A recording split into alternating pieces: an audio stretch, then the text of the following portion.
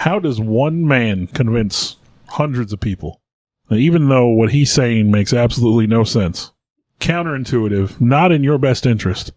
And yet still, he gets all these people to just follow him and do exactly what he says, even though it's clear that he's sick. It's clear that he has problems. It's clear that there's something wrong.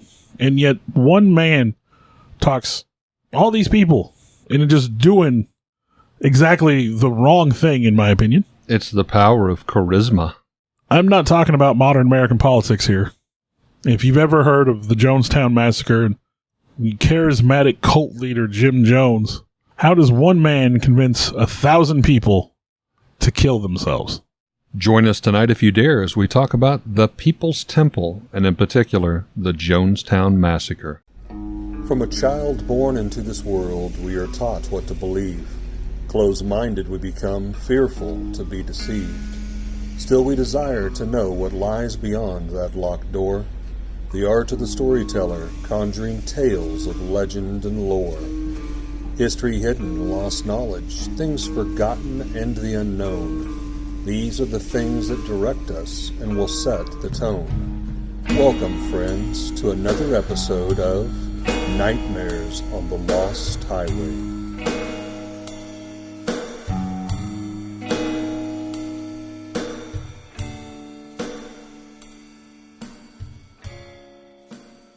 The story of Jonestown begins with Jones, a white minister who preached unconventional socialist and progressive ideas to mostly an African-American congregation called the People's Temple.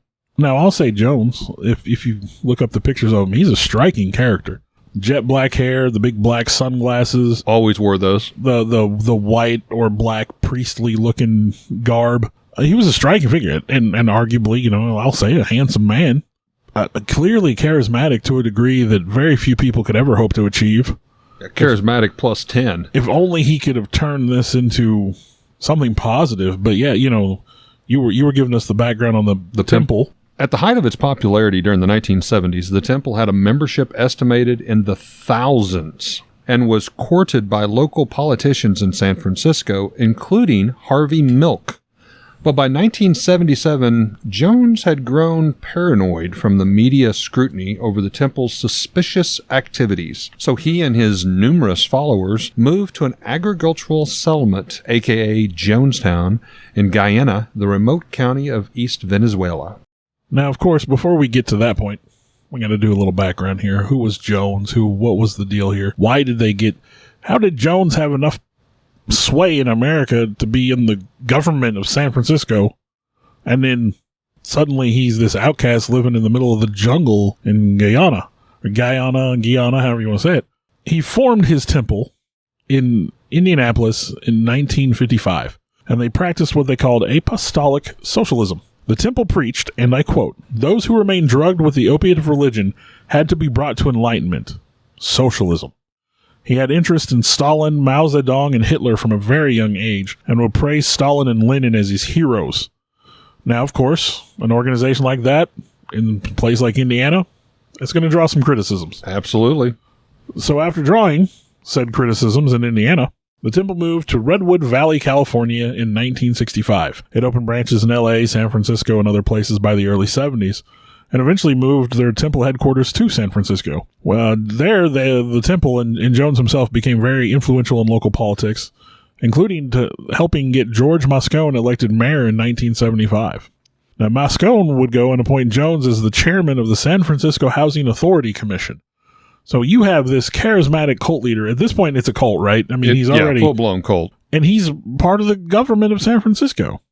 Now, because of his influence, Jones would have access to many political figures, including VP candidate Walter Mondale and First Lady Rosalind Carter, to the point that even leading all the way up to the Jonestown Massacre, if Mondale knew someone was going to go visit, he'd ask him, "Hey, tell me how Jones is doing when you get back." Like, he really was concerned about the guy, wanted to know how he was doing. Now, one thing I will say, I found at the True Foundation, a lot of the people that were interviewed, survivors, people who were members that got out before they moved to Guyana, one thing that was a constant, the church did not seem like a church. Instead, they described it more as a family, and family always looked after one another. That was the core value. Oh, to the point where like a lot of the followers would call Jim father or Yes. dad. Now, in fall of 1973, just prior to the election year, there was a newspaper article critical of the temple, and then the defection of 8 temple members kind of destabilized the temple just a little bit. Shook it to its foundation. Yeah. And so temple attorney Tim Stone and Jones prepared a contingency plan. And part of that was they would flee to Guyana, in part because of its economy, in part because of its politics, but also in part due to their extradition treaty with the United States, which I'm going to assume would make it very difficult to bring him back if they ever found him guilty of something. How convenient. And so in 1974, Jones and the temple negotiated the lease of over 3,800 acres of jungle, basically, 3,800 acres. Yeah, 150 miles west of Georgetown. Now, at this point in time, 500 members of the temple went there to begin construction on what would become known as Georgetown. Like you said, the People's Temple Agricultural Project. Mm-hmm. Jones kind of saw Jonestown as what was going to be a socialist paradise and a sanctuary from media scrutiny. Basically, he could get away, rule as he pleased, and not have to worry about the pesky media watching what he was doing. So Jones reached an agreement with Guyana to allow temple members to migrate en masse to Jonestown. Now, he stated he had to show that they were going to be skilled and progressive. They were going to contribute. He also bragged that he showed off an envelope containing $500,000, which he intended to invest in Guyana. And I want to interrupt here. Now, again, the charismatic Jim Jones told his congregation he was very open about this, which I thought was, again, proof of his charisma. He addresses, his whole congregation, and he goes, now, here's what you guys need to do. You need to sell off everything you have. Donate your entire life savings, every dollar that you have. Let's raise money for this trip and this building of a city there. He told his congregation they would truly find happiness there, a world without interruption, pressures of the world, a place of peace and tranquility, and one free of racism in particular. There they would be left undisturbed to live their lives peacefully. He described these attacks against the People's Temple as simply the state's and the government's way to attempt to control them. He didn't decline any of them. He wanted his congregation to know. He taught that everyone was equal and no one should have to pay taxes or to go hungry or be treated differently due to race or religion. Sounds pretty good, doesn't it? I'm ready to go. Yeah, right? Well, that was Mr. Jim Jones' father, what he did best. High charisma, could put a spin on just about any story to make it suit his ambitions. Shortly after the People's Temple left the United States, a handful of government-affiliated individuals and news crew decided they were going to chase them there. Well, in the summer of 1977, which would ironically be when I was born, Jones and several hundred temple members fled from San Francisco to head to Jonestown.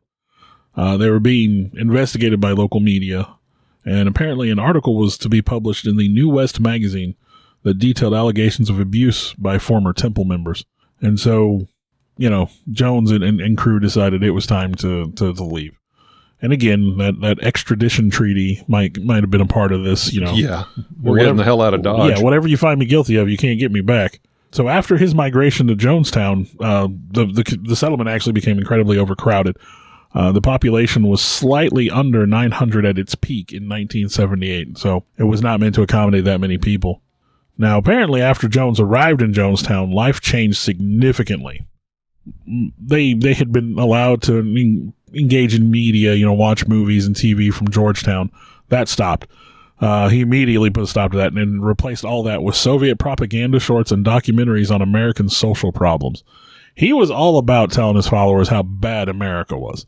America was a mess. It needed to be fixed. Now, his route to fixing America was outright socialism or communism, and he thought, obviously, that he knew better on how to rule. Bureaucratic requirements pulled from Jonestown's labor force, and so buildings started to fall into disrepair. Weeds were growing up in the fields, and it's my understanding that the soil wasn't great anyway. They were never going to be able to be self-sufficient. They couldn't grow enough crops to feed as many people as they had.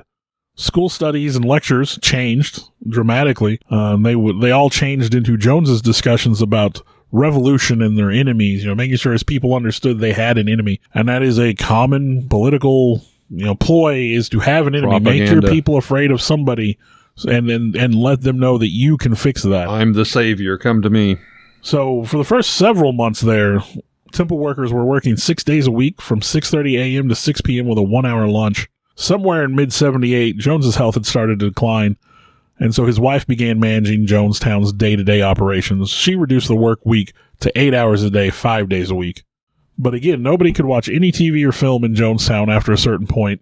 They didn't want them exposed to outside media that might, taint their vision. And even when they did watch any kind of outside media, it had to have a temple staffer present to interpret the material. I don't know exactly what interpret means, but obviously, change the message. They would include criticism of perceived capitalist propaganda as part of that, and also praise for Marxist and Leninist messaging from communist nations. Apparently, they idolized the Soviet Union. That was a big part of their deal. Now, because of their poor soil, again, like I talked about, they were not completely self-sufficient. Most meals would simply consist of rice or beans, greens. Occasionally, you'd have meat and eggs, but not very often. And despite having access to an estimated $26 million by late 1978, Jones lived in a tiny communal house just like everybody else. He did have his own private chambers where the rest of them lived in kind of platoon bunker kind of types. Yeah, Jones's house had fewer people living there, and they were his hand-picked. It wasn't just anybody lived with him. Yeah. He also allegedly had a refrigerator that he kept stocked with eggs, meat, fruit, salad, and sodas. So the guy, rules for thee, but not for me kind of thing. Do as I say, not as I do.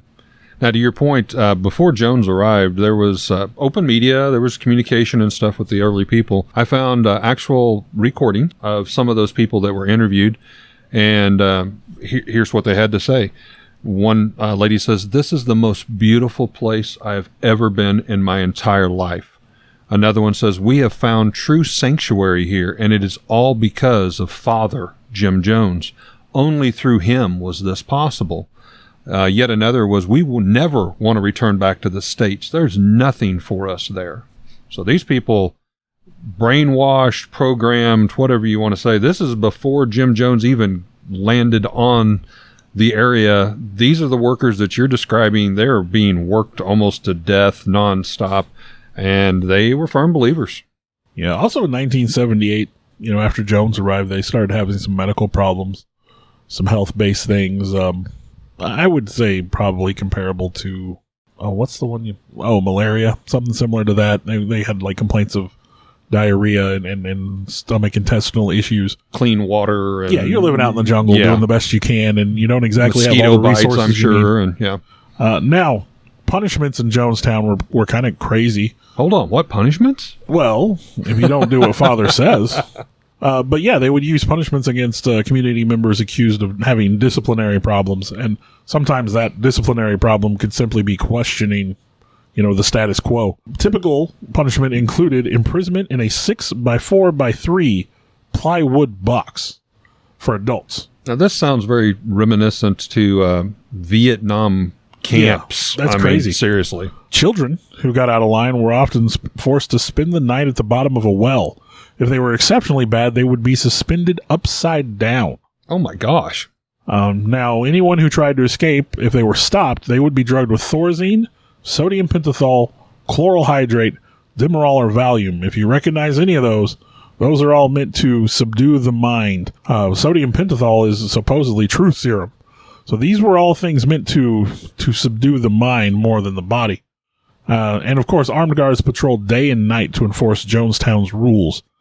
So the idea, it was almost like a prison camp, if you think about it in that respect. They had armed guards. And some of these armed guards were not Jonestown citizens, but were actually outside mercenaries that were hired by Jim Jones.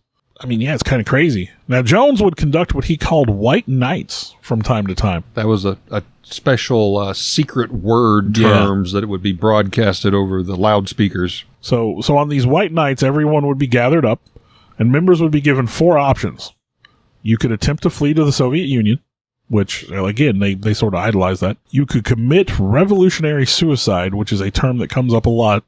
You could stay in Jonestown, or you could flee into the jungle. So, I mean, they were... And he would just do this. This wasn't a punishment. This was just hey, we're doing this tonight. Yep. This was... the White Knight was described as, they had code talk, basically, that he would go on a loudspeaker. Again, very reminiscent of a prison camp at Vietnam or something.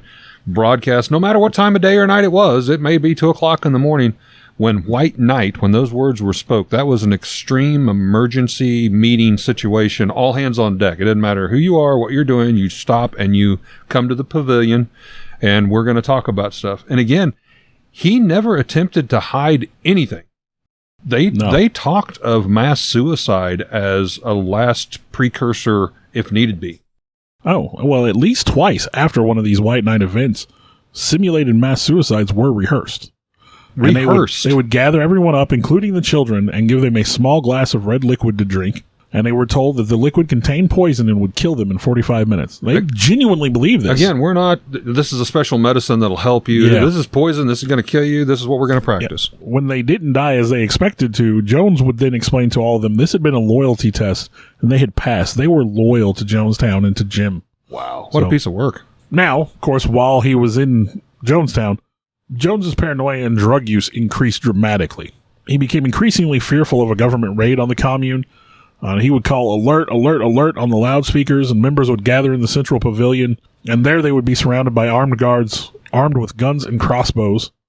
And he was just, because he legitimately thought they were being prosecuted constantly. He was out of his mind. One of these drills lasted for 6 days, where they had to be gathered in the central pavilion, and they called this the 6-day siege. And they were talking about when people would fall asleep, they would go around and hit them with the butts of the guns. And sleep deprivation. This is all kinds of messed up. So after the 6-day siege, Jones began to really distrust the Guyanese government. And him and Temple members began reaching out to other countries for aid. Now, a consul for the Soviet Union who was assigned to Georgetown did visit Jonestown for a couple of days. And he said the Soviet Union would like to send, quote, our deepest and most sincere greetings to the people of this first socialist and communist community of the United States of America in Guyana and in the world. And then following his visit, members of the cult temple, let's however you want to phrase it, but they would meet with him weekly to discuss a potential Soviet exodus. So they were looking to get out, even though they weren't, they still trusted Jones at this point, I guess, but they were still wanting to leave. Now, again, Jones's health was in notable decline. In 78, he was informed of a possible lung infection, which he announced to his followers as lung cancer. Now, why would he do that? Now, of course, he's trying to play on their heartstrings. Hey, Dad's dying, guys. Father's sick. I'm sick, and I need you here. I need you to take care of me. In the last 2 weeks of Jonestown alone, people said he lost between 30 and 40 pounds in 2 weeks. Wow. So his health was in severe decline by the last days of Jonestown. He'd begun to experience temporary blindness, convulsions. In late 1978, he began to experience what they called grotesque swelling of the extremities. So, he had some health issues. He was suffering from insomnia, sometimes awake for 3 to 4 days at a time. Now, by the end of Jonestown, he was not well. Normally, he was a well-spoken man. That was sort of what he was known for. But his speech started to become slurred when he was in public. Sometimes in his radio announcements over the loudspeaker, he wouldn't even be able to finish sentences. He was just losing it, basically. To set the pace, before this occurred to his health, we need to paint the picture both ways. While all of this was truly going on, before he became ill, it was very common, and you can see videos, actual footage. He is a man of the people, if you will. He often would go out and embrace, hug, dance with other people. But to see pictures of the guy, there's something about him. I was going to say a darkness. I don't know if that's, but you look at him and you're like, there's some, and maybe that's our bias knowing the end of the story. Could be. To look at him, maybe he was friendly but there seemed to be certain, there was something there. There was one in particular video clip I watched, and I don't remember the lady's name, but she apparently was crippled to some degree, I won't say in a wheelchair, but you could tell she could not get up, an Afro-American, and he had went out, and you could tell a lot of people were flocking around him, and he was reaching out like he was on a concert, touching their hands. And faith healer. Yeah, faith healer type. But he walked past this lady, stops, pauses, kind of parts the crowd, goes to her, helps her up, embraces her, calls her, Mrs. Martha, I'm so glad you're here with us. He definitely needed to be linked with those people to keep them doing what he wanted. But that particular video just I don't know. I'm imagining that woman probably sold off her entire life savings, everything. And, there was the man there, but he's like, all of these people are paving my streets in gold, so to speak. Yeah. I'm going to at least give them a little bit of a credit, a tap on the forehead. I'm going to remember them. Just creepy. Yeah, there was something about the guy for sure, one way or the other. So on November 14th, back in California, Leo Ryan, a California congressman, announces that he intends to visit Jonestown. Now, he was friends with the father of Bob Houston. Bob Houston was a Temple member in California whose body was found mutilated near train tracks on October 5th, 1976, 3 days after a taped telephone conversation in which he discussed leaving the temple. Obviously, the parents suspected foul play, and, considering what Jones was known for, that seemed pretty plausible. I want to go into a little bit of this Leo J. Ryan, the congressman. He is described as a maverick, a wild card, maybe one of the more forgotten people of the Jonestown tragedy. From California, a Democrat, Ryan was an unconventional politician for sure. He once had himself briefly incarcerated at Folsom State Prison to see what the prison conditions were like there.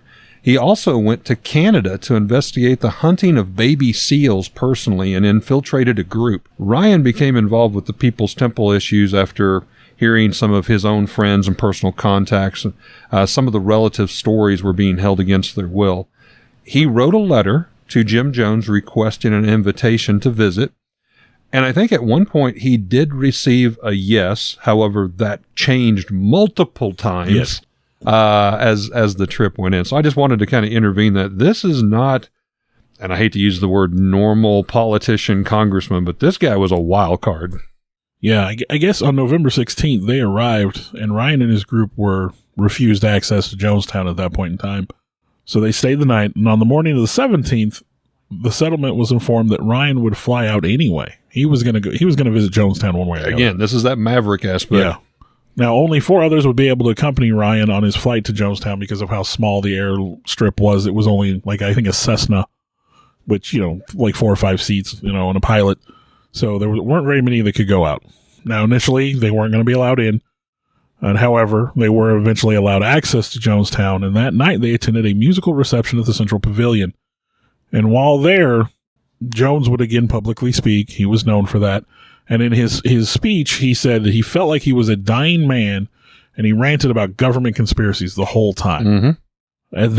At that point, 2 members that night would attempt to defect. And one of them tried to pass a note to Ryan, but it unintentionally passed it to a member of the temple, I believe. Actually, it was NBC newsman. Yeah, they passed it to the wrong person, and then they found out about it, and it became quickly apparent by the reactions of the temple there was something not right in Jonestown. And Ryan even told the family members, some of the family members actually came with him, that we are going to take back anybody that wants to come back with us. Yeah. I mean, that was kind of his promise. Well, early the next day on the 18th, which is the day of the infamous day of Jonestown, but early that next day, 11 members walked out of Jonestown. They walked the opposite direction from the airstrip that Ryan had flown in from. I guess probably they thought they'd have a better chance of escaping, and if I remember correctly, they did actually get away. Now, along with that group, there were many that would ask to leave with Ryan's group when he left. And like you said, Ryan had made that invitation. Anybody who wants to come is free to come. Then it was to the point it was like, we can't take all these people. Yeah. We're going to need more planes.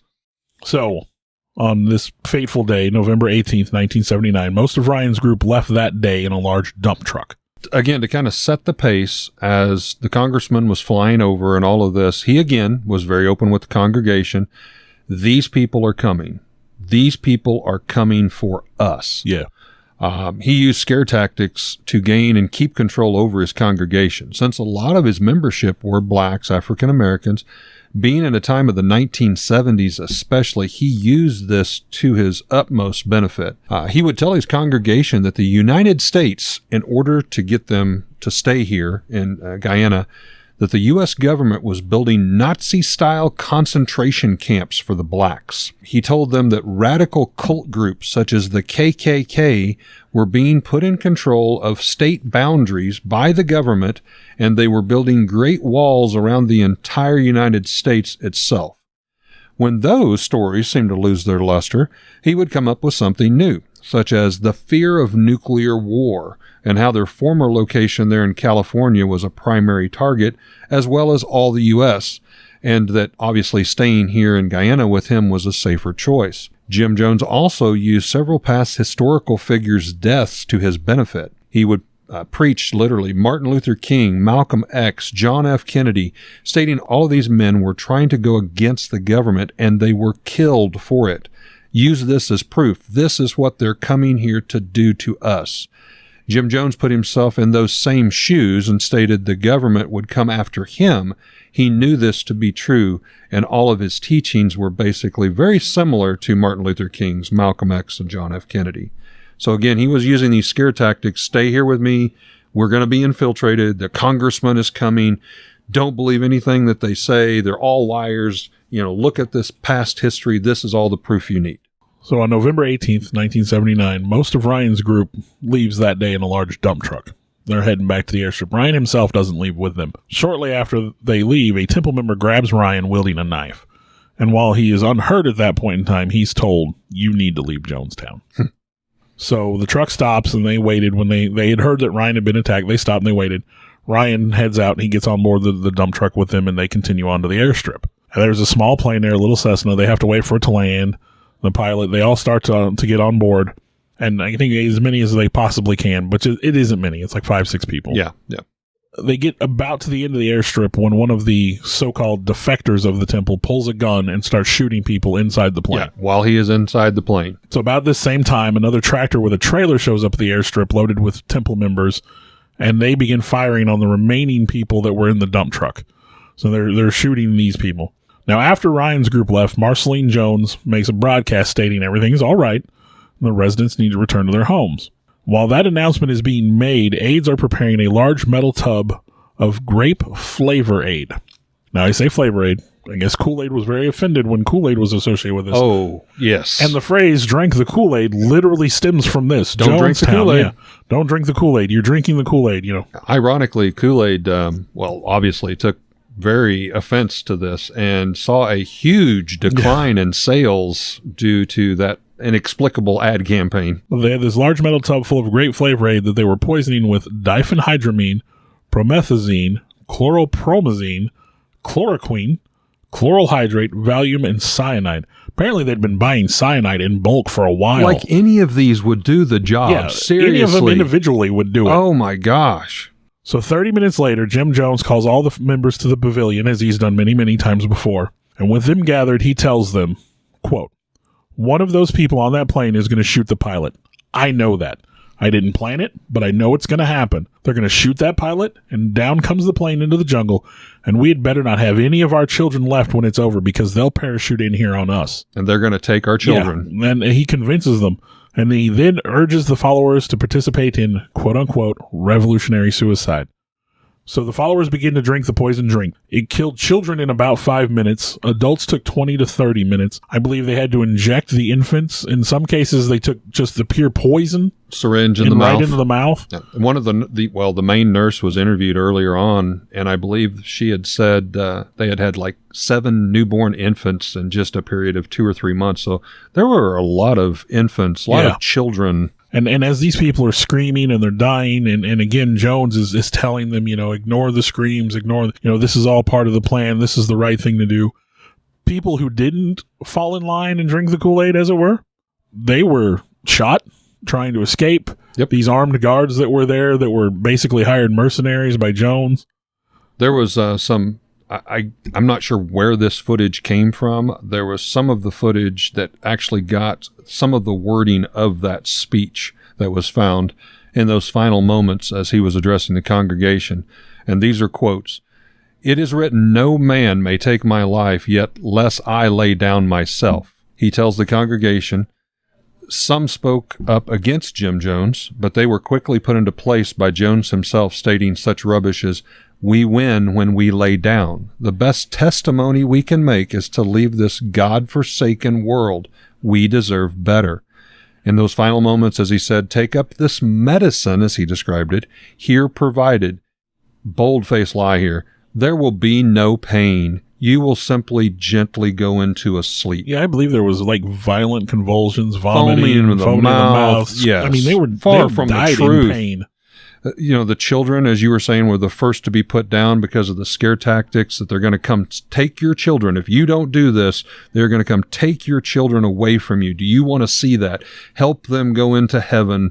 So they were the first ones to be dosed. Others that refused, like you said, some tried to escape. They were shot in the backs and the heads. And he says, if we can't live in peace, then let us die in peace. Wow. Yeah. A total of 909 people died at the settlement. Then there were more deaths at the nearby airstrip at Port Kaituma, and there was a Temple Run building in Georgetown where a few Temple members had committed suicide at that point. But the name of the settlement, Jonestown, sort of encompasses all of these. So it was, in total, 918 people died in the Jonestown Massacre, all but 2 from cyanide poisoning. 70 or more were injected against their will.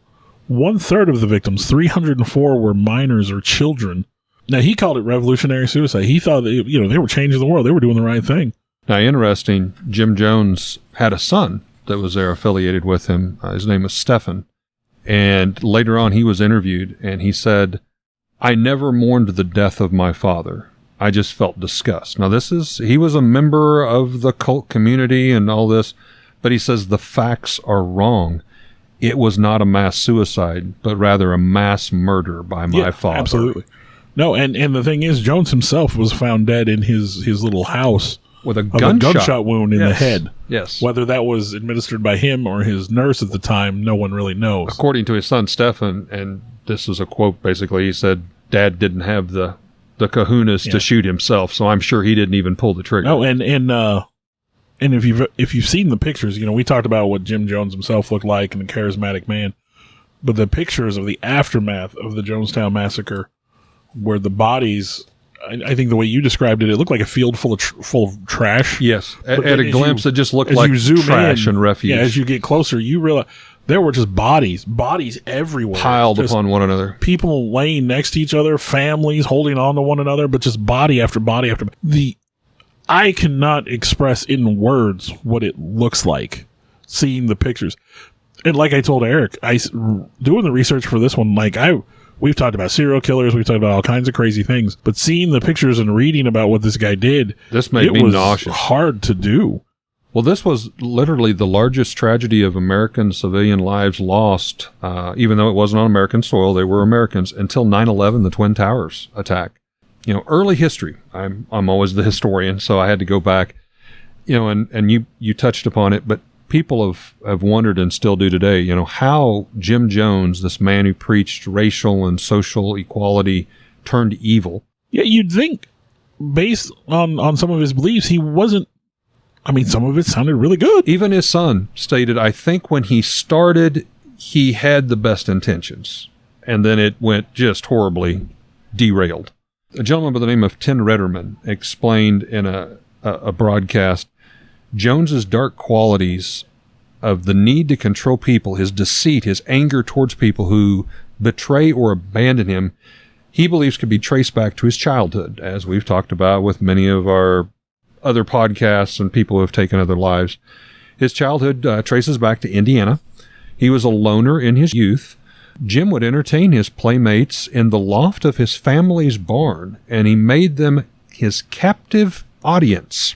At one time, he even locked up his young friends inside the barn while he performed. He performed experiments on animals and conducted then funerals for those said animals, and had kids that sometimes at least locked up. Can you imagine peering between the two boards, like you see in some creepy horror movie, and they're trying to see what's going on out here, and you see young Jim Jones, he's filleting the farm cat or the dog and going through funeral rites. Tim Retterman goes on, he goes, I thought Jimmy, as he was called, was a really weird kid. Jones's childhood friend Chuck Wilmore recalled that in a 2006 documentary, Jonestown, The Life and Death of the People's Temple, he was obsessed with religion. He was obsessed with death. A friend of mine told me that he saw Jimmy kill a cat with a knife. According to Jeff Gwynn's book, The Road to Jonestown, Jones also had an early fascination with Adolf Hitler, as Bill has alluded to. When Hitler committed suicide in April 1945, thwarting enemies who sought to capture and humiliate him, Jimmy was impressed and even made a note, I would have done the same thing. And essentially, he did. Yeah, in the end, he did.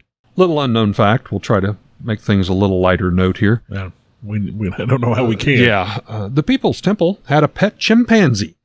He was named Mr. Muggs. Please tell me he wasn't there.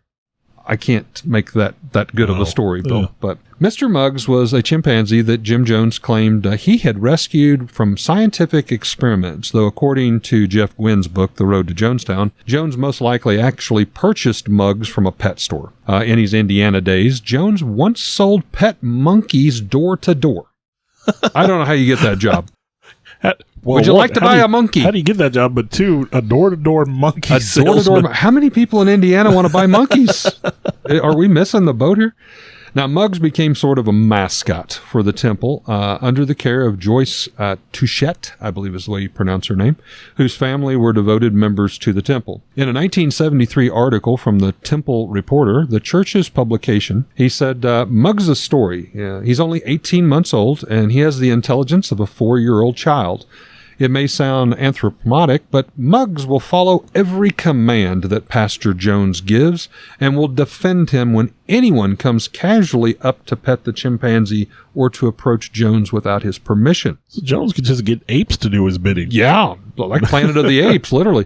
Like so many other victims, unfortunately, Mr. Muggs met a tragic end at Jonestown's last day. The chimpanzee was shot to death.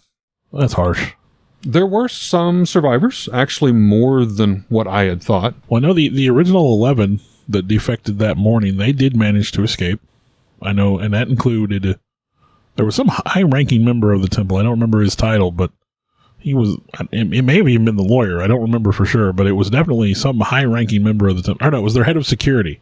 Head of security walked out, so. Okay. Well, amid the hundreds and hundreds of deaths, actually over 900, there were a number of survivors in Jonestown on that morning of November 18th, 1978. Hours before the dramatic events unfolded, a group of the 11 temple members, including a mother and her 3-year-old son, walked 35 miles to escape under the pretenses of going on a picnic, is what I had. Well, again, like I said, they walked in a direction that wasn't going to take them immediately to a settlement.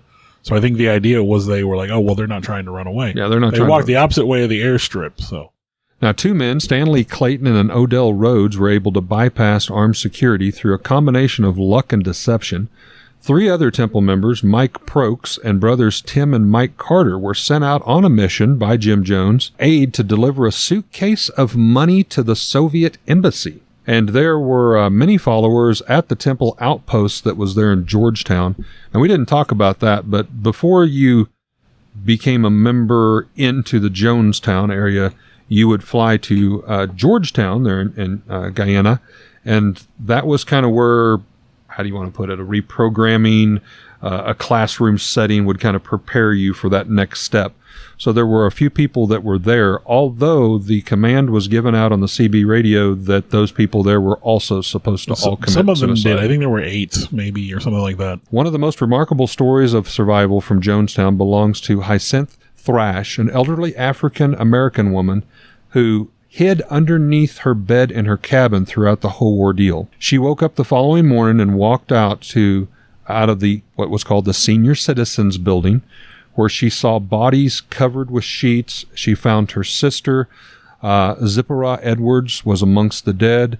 In her memoir that she wrote, The Onlyest One Alive, published in 1995, Thrash recalled there were all of those dead being put in bags. People I had known, people I had loved. God knows I never wanted to be there in the first place. I never wanted to go to Guyana to die. I didn't think Jim would do anything like that. He let us down.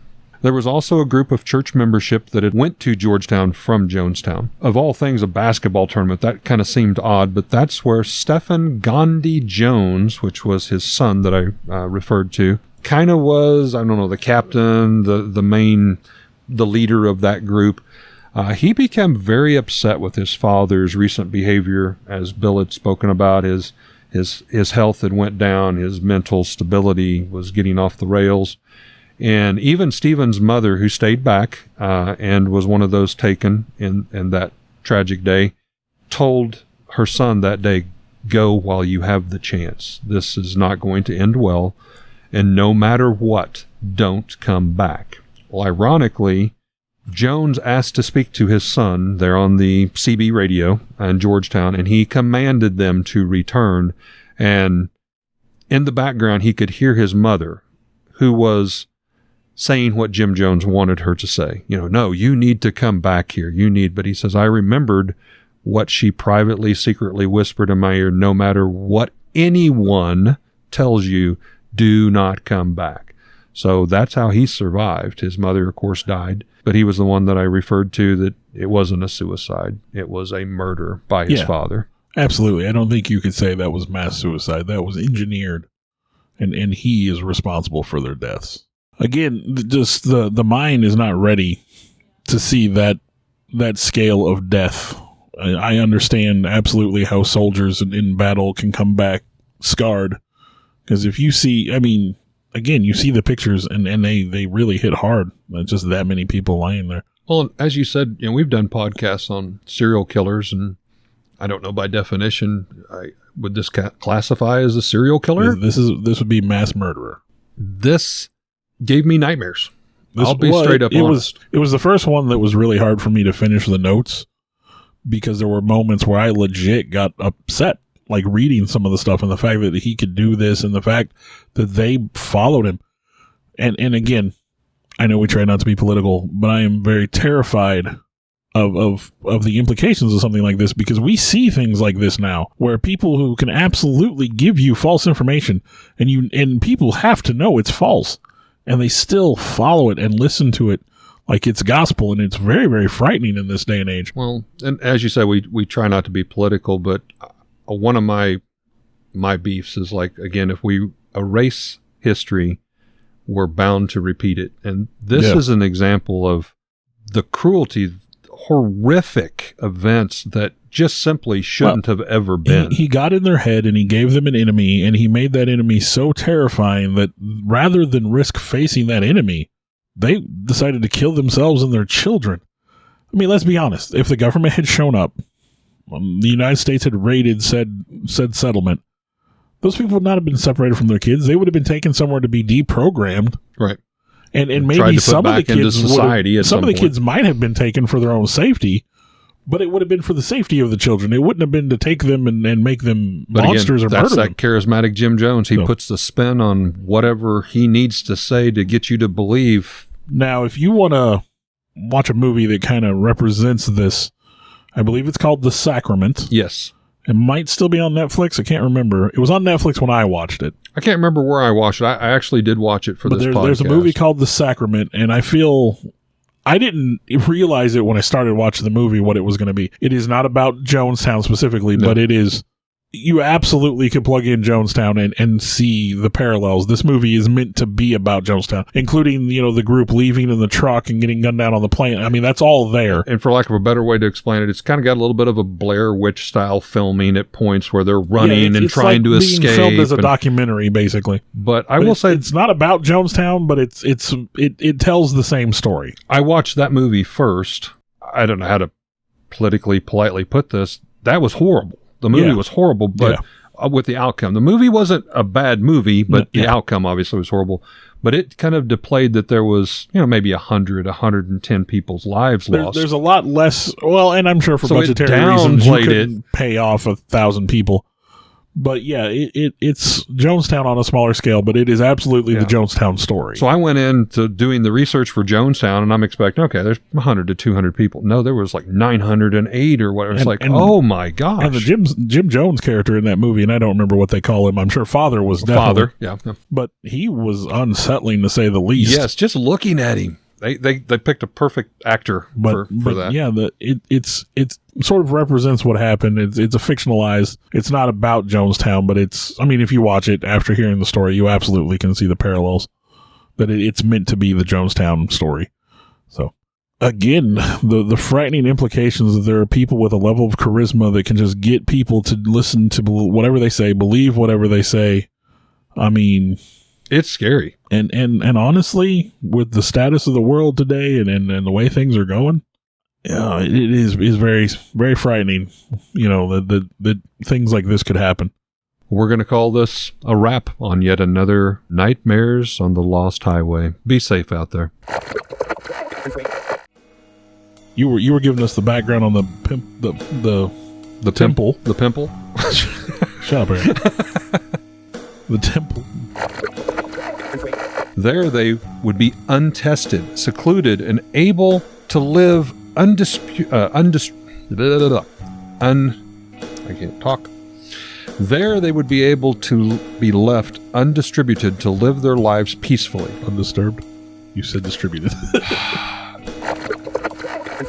He once had himself briefly incarcerated at Folsom State Prison. Incarcerated. What'd I say? Carsonated.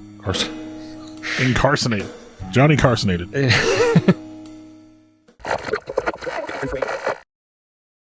Would like to give a shout out to our first paying sponsor, Raven's Loft. That's our family shop here located in Lebanon, Missouri. It's your one-stop gaming, vintage toy, and collectible shop where you can find Star Wars, Transformers, G.I. Joe, comics, vinyl records, role-play gaming, Magic the Gathering, and so much more. We're located here at 223 West Commercial, downtown Lebanon, and also in our second location, also here in Lebanon at the Heartland Antique Mall. We'd like to thank Raven's Loft for, again, supporting Nightmares on the Lost Highway. I want to take a time to thank the people that helped bring this all together. Alex Tudor, you can almost call him our producer at this point. Sarah Tudor, who also helps with some of the technical stuff. I want to take a moment to extend thanks to Eric for letting us use his space to record in, kind of our makeshift studio.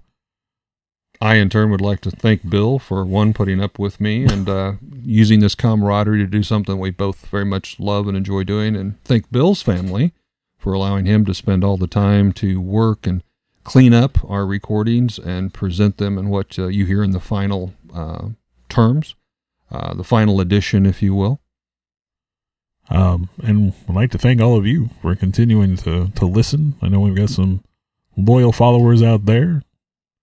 We do this as a labor of love, but we're happy that there are people that enjoy it hopefully as much as we do. Thank you very much.